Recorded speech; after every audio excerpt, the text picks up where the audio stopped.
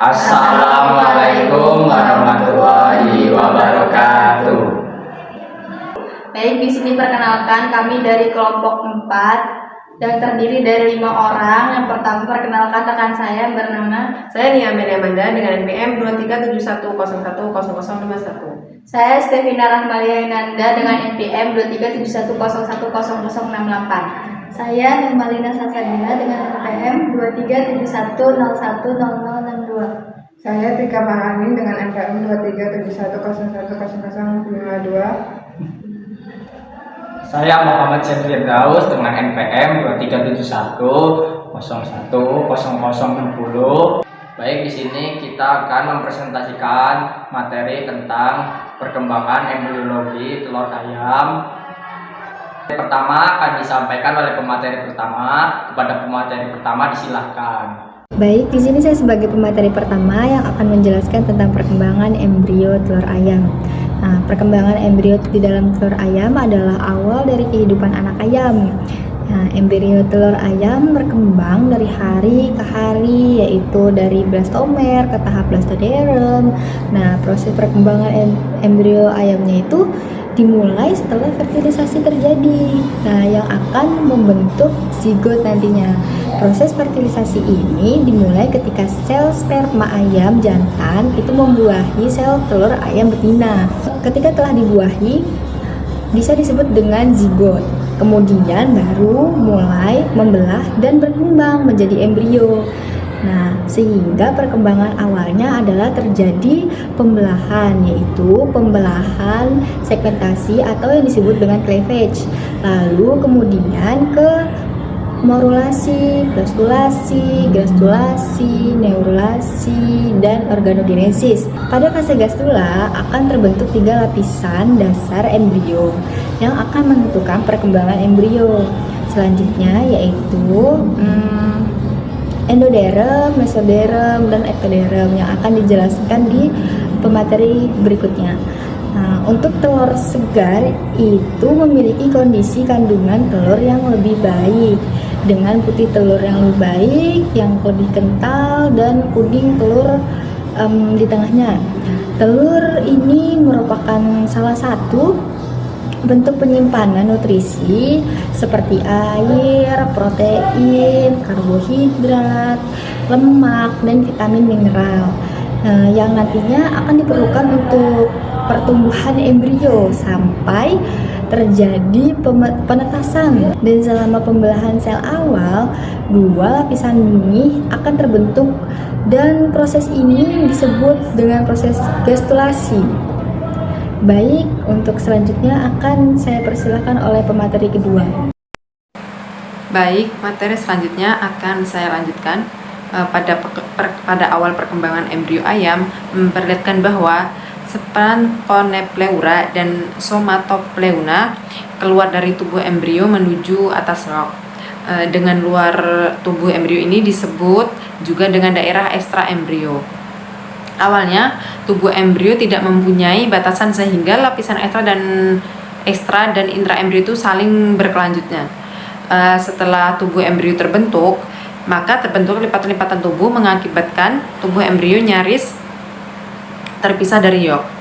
Dengan adanya lipatan-lipatan tersebut membuat batasan antara daerah intra dan daerah ekstra terlihat jelas. Selanjutnya, pada daerah kepala embrio pun mengalami lipatan disebut lipatan kepala yang memisahkan bagian intra dan ekstra embrio. Lanjut pada daerah lateral antara ekstra dan intra embrio itu yang memisahkan antara embrio. Terus terakhir pada daerah posterior terbentuk lipatan yang dikenal dengan lipatan ekor yang berbentuk kantung subkaudal. Lipatan tersebut itu membentuk dinding saluran pencernaan primitif.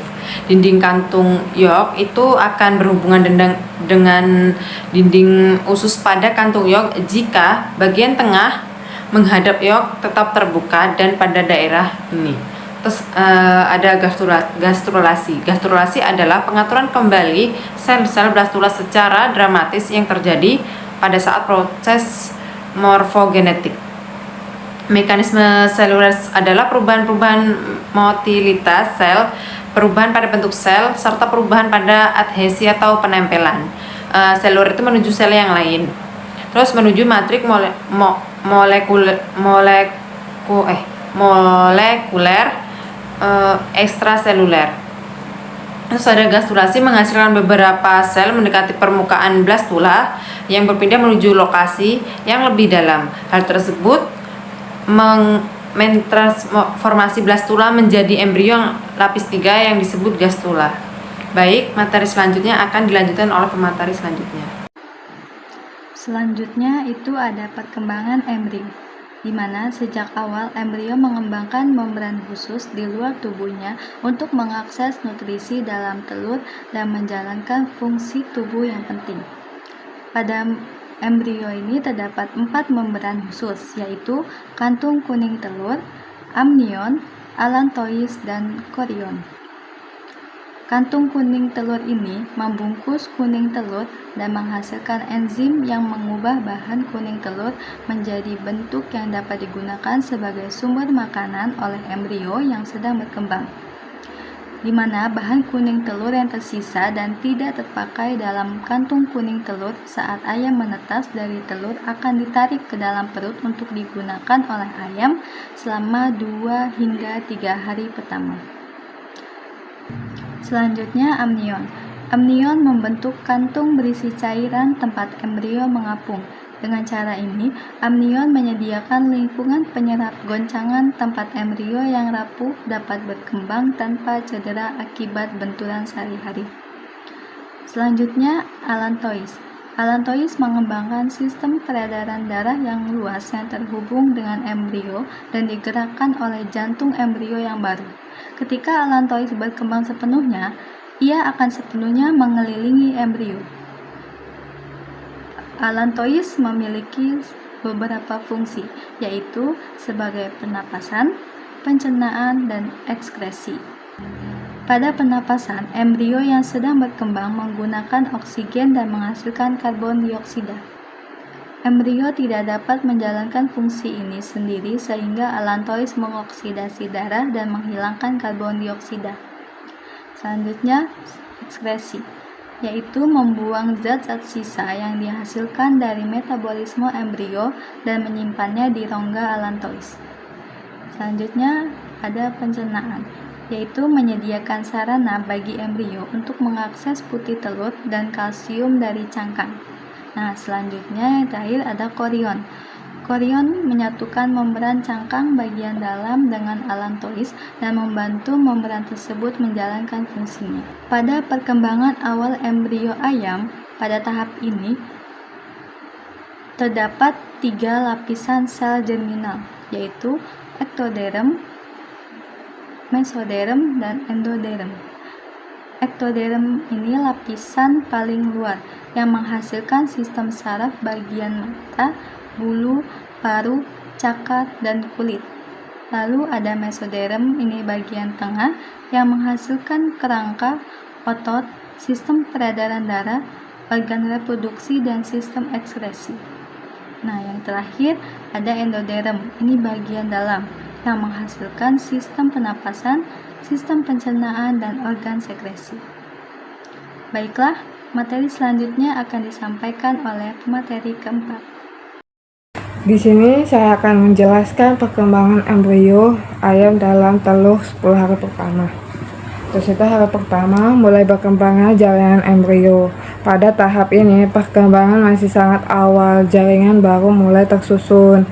Terus itu hari yang kedua jaringan embrio mulai berkembang lebih jelas. Terus itu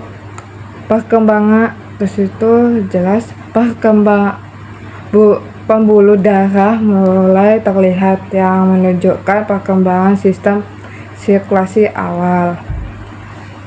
Terus hari ketiga jantung embrio berdetak. Terus itu pembuluh darah semakin terlihat lebih jelas mendukung distribusi nutrisi keseluruhan embrio.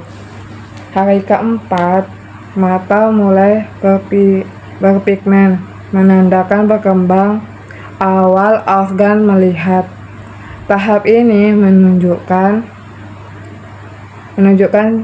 diferensiasi lebih lanjut organ tubuh. Hari kelima, mulai terlihat siku dan lutut sebagai tanda perkembangan anggota baru. Struktur embrio semakin mirip dengan pembentukan burung. Hari keenam, baru mulai muncul sebagian awal perkembangan dan gerak sukarela mulai terjadi menunjukkan perkembangan. Terus itu yang hari ketujuh, sayap mulai bentuk yang akan berkembang menjadi bagian. Terus itu kepala ayam dewasa. Gigi telur muncul sebagian struktur kecil untuk membantu menetas.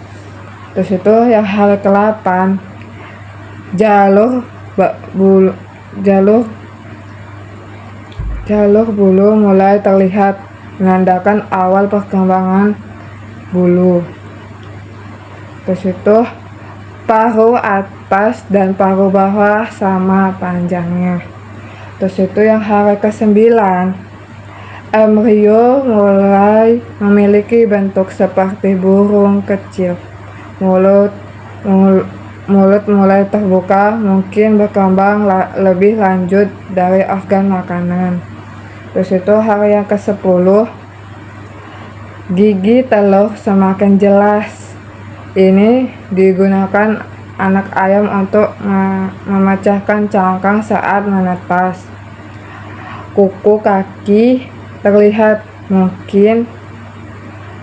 menunjukkan perkembangan.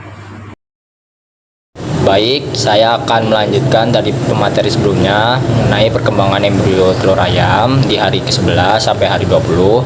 Jadi di hari ke-11 sampai hari 12 itu bulu-bulu itu sudah mulai muncul, kaki-kaki sudah mulai terbentuk, dan paruhnya itu sudah mulai mengeras. Di hari ke-13 itu allantoisnya sudah menyusut menjadi membran koriolantois dan cakar. Sisi kaki sudah mulai muncul juga. Di hari ke-14 bulu halus hampir menutupi seluruh tubuh dan tumbuh dengan cepat. Di hari ke-15 sampai ke-16 anak ayam dan bulunya terus tumbuh dan putih telur semakin cepat menyusut.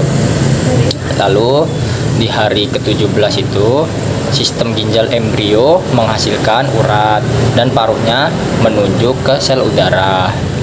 Di hari ke-18 internalisasi vitellus dimulai dan jumlah cairan ketuban berkurang.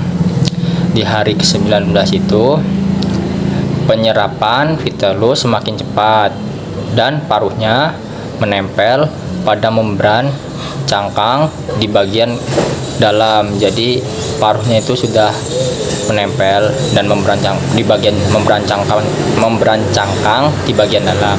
Lalu di hari ke-20-nya itu vitellus diserap sepenuhnya, pusarnya sudah tertutup dan anak ayam menembus membran cangkang bagian dalam. Jadi di hari ke-20 ini vitellus sudah mulai tertutup sepenuhnya dan anak ayam ini sudah bisa menembus membran cangkang bagian dalam. Dari kelompok kami, bila ada salah kata kami mohon maaf, kepada Allah saya mohon ampun. Terima kasih, saya akhiri. Wassalamualaikum